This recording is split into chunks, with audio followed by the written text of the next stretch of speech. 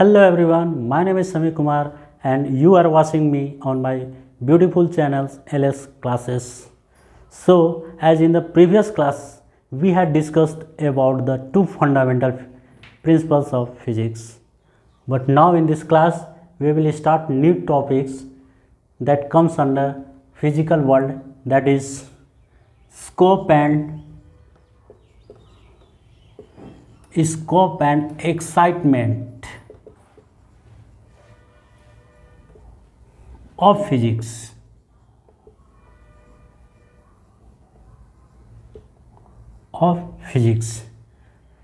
जैसा कि ये नाम से ही क्लियर है, इसमें टू टर्म्स हैं, scope and excitement of physics.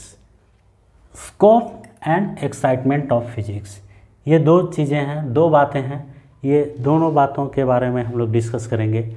Scope means what is the scope of physics? It means what is the scope of physics. Then we can write it down as a definition is physics is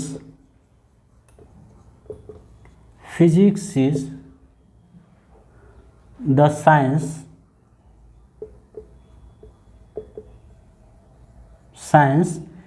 that deals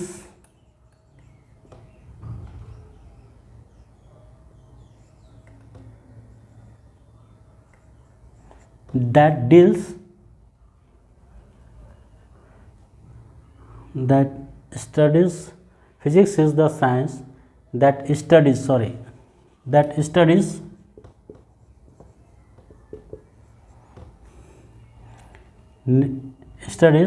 matter and energy,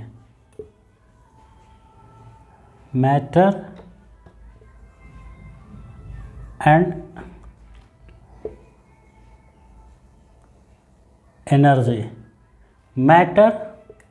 means that the things around us, and energy, that is heat, temperature, force, etcetera. Means physics जो है वो हमें हमारे चारों ओर में उपस्थित सभी वस्तुओं, जिनका खुद का मास होता है, टेम्परेचर होता है, हीट होता है, जिनका खुद का वॉल्यूम होता है, वो सारी चीज़ों के बारे में डिटेल्स बताता है। और जो एनर्जी हमारे चारों ओर उपस्थित होते हैं, उन सभी के बारे में हमें नॉलेज प्रोवाइड करता है। ये स्कोप ऑफ फिजिक्स है, ठीक है। It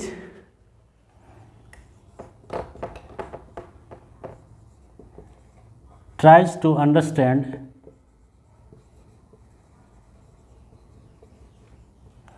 it means physics tries to understand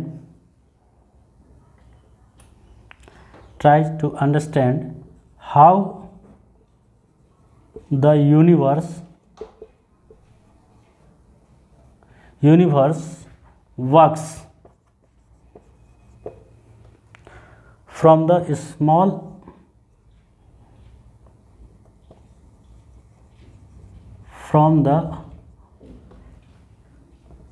small particles to the biggest galaxies.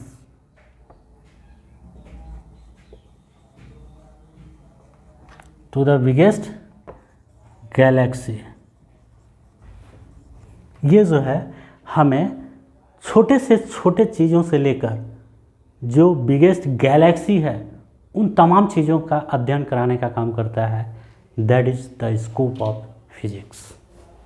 Okay, scope को दो पार्ट में क्लासिफाइड किया गया है।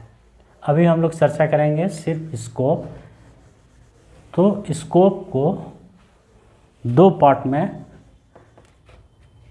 क्लासिफाइड किया गया है, वर्गीकृत किया गया है। Scope,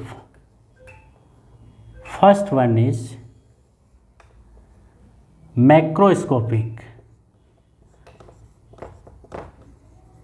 macroscopic scopic and other one is microscopic.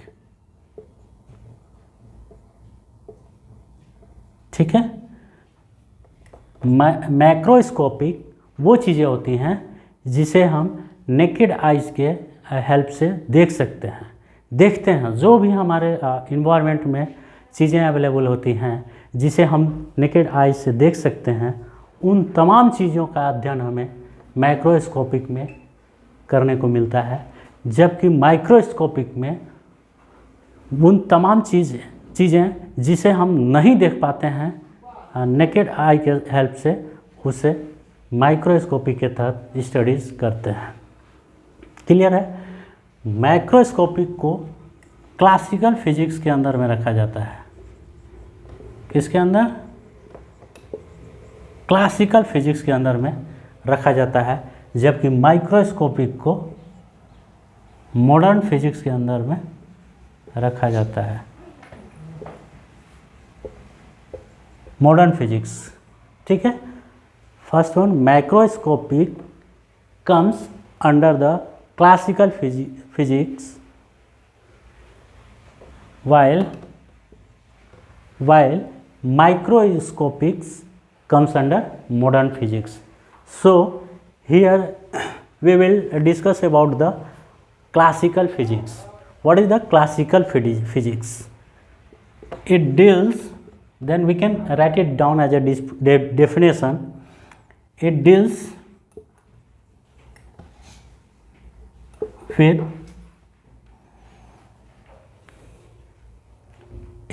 with is normal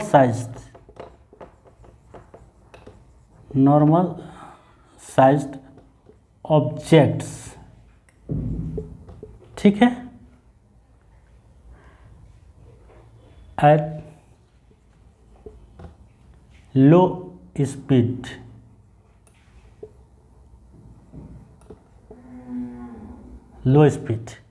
classical physics के अंदर में हम लोग पढ़ते हैं उन तमाम चीज़ों के बारे में, उन बड़े बड़े चीज़ों के बारे में जिनका साइज सामान्य होते हैं और उनकी गति भी सामान्य होती है, ठीक है।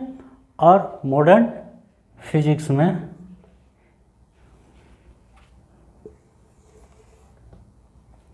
it deals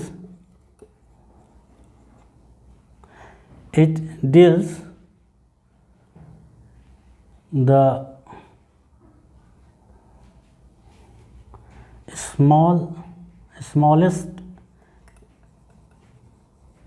small objects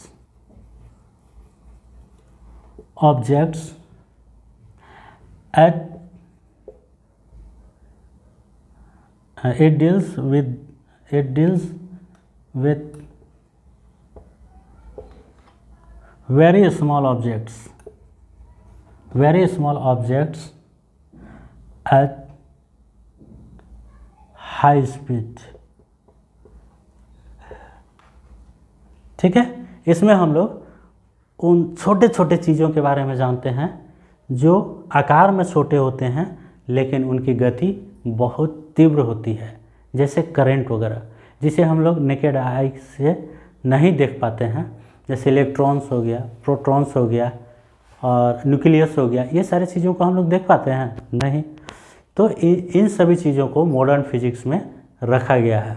आगे चलकर हम लोग डिस्कस करेंगे इसके बारे में। अब जो है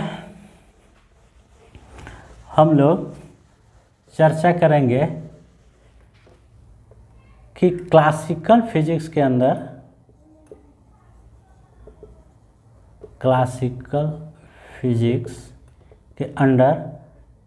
क्या पढ़ना होता है? मैकेनिक्स। तो मैकेनिक्स के बारे में हम लोग डिस्कस करेंगे। मैकेनिक्स में जो पॉइंट होगा वो पढ़ना होगा मोशन। हम लोग मोशन के बारे में बात करेंगे, इसमें स्पीड के बारे में बात करेंगे, इसमें वेलोसिटी के बारे में बात करेंगे। तो ये हो गया मोशन मैकेनिक्स में। फिर डिस्प्लेसमेंट की बात करेंगे। ये सारी चीज़ें किस में करेंगे? मैकेनिक्स के अंदर। हम लोग मोशन जब पढ़ेंगे उसमें डिस्कस करेंगे। अगला है लॉ ऑफ मोशन। ठीक है। इसमें गति का नियम, जिसमें इक्वेशन ऑफ मोशन वगैरह s is equal to v plus a t, s is equal to v square plus u is s बराबर u t plus half a t square, ये सारी चीज़ें हम लोग किस में पढ़ेंगे, लॉ ऑफ मोशन में पढ़ेंगे। फिर इसमें आगे बढ़ते हुए हम लोग डिस्कस करेंगे रोटेशनल मोशन के बारे में।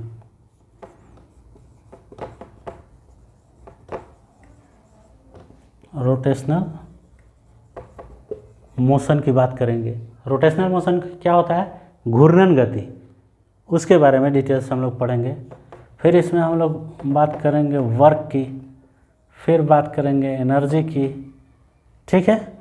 फिर आगे बढ़ते हुए हम लोग चर्चा करेंगे ग्रेविटेशन की, कितना अच्छा टॉपिक है ग्रेविटेशन की। फिर आगे हम लोग बात करेंगे property of fluid, property of fluid, ठीक है। फिर हम लोग बात करेंगे प्रॉपर्टी ऑफ सॉलिड की, इसी में नीचे पढ़ेंगे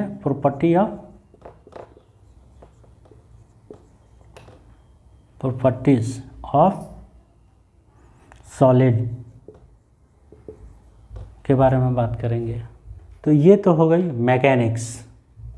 इसके अंदर क्लासिकल फिजिक्स के अंदर मैकेनिक्स के अलावे भी हम लोग को पढ़ना है, वो होगा जो 11th में पढ़ना है थर्मोडायनामिक्स।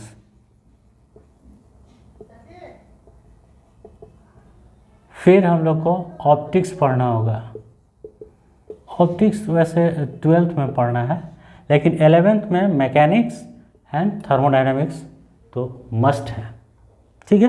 तो ये मैकेनिक्स के अंदर जो हम लोग को पढ़ना है वो चीज़ें हो गई, मोशन हो गए, लॉ ऑफ मोशन हो गया, रोटेशनल मोशन हो गया, वर्क एनर्जी हो गया, ग्रेविटेशन हो गया, प्रॉपर्टी ऑफ सॉलिड हो गया, फिर प्रॉपर्टीज ऑफ फ्लूइड हो गया, प्रॉपर्टीज ऑफ सॉलिड, ये सारे जो है टॉपिक्स, सब टॉपिक्स इन डिटेल्स हम लोग करेंगे आगे चलने के बाद। अब हम लोग डिस्कस करेंगे थर्मोडायनामिक्स में क्या पढ़ना है। ये तो मैकेनिकल के अंदर में हम लोग को पढ़ना है, मैकेनिक्स के अंदर में। लेकिन अब हम लोग को जो दूसरी बातें हैं थर्मोडायनामिक्स, थर्मोडायनामिक्स में हम लोग को पढ़ना है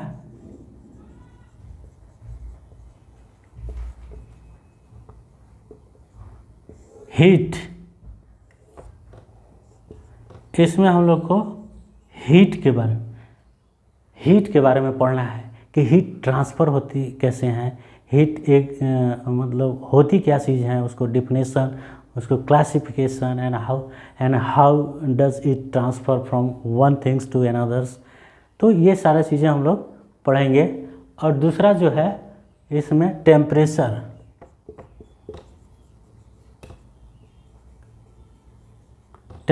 की बात करेंगे।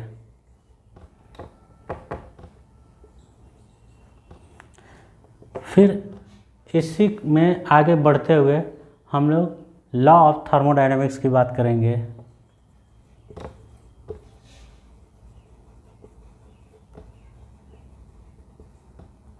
लॉ ऑफ थर्मोडायनामिक्स की बात करेंगे।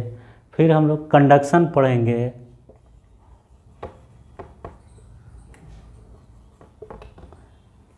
पढ़ेंगे, फिर हम लोग कॉन्वेक्शन पढ़ेंगे,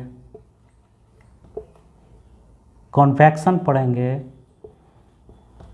तो एक्सेट्रा। ये सारी चीज़ें अभी जो है हम लोगों को अपकमिंग जो है वो आने वाली चीज़ों में पढ़ना है। इसके अंदर एक और चीज़ जो है वो भी पढ़ेंगे, वो होगा हीट इंजन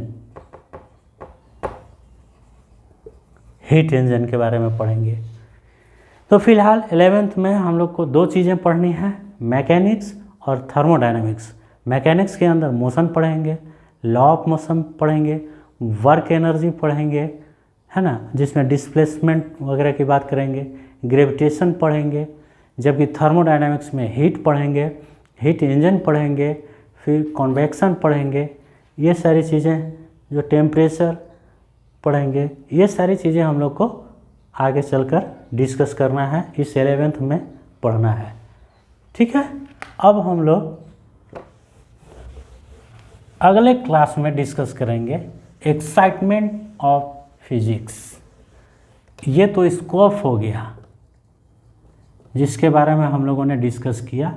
अब जो है इसका अगला part excitement of physics, excitement of physics, इस पे हम लोग नेक्स्ट क्लास में डिस्कस करेंगे। ओके स्टूडेंट्स, आज स्कोप क्लियर हो गया। अगले क्लास में हम लोग excitement of physics with the full of excitement we will discuss about this things. Okay, तब तक के लिए बाय, टेक केयर।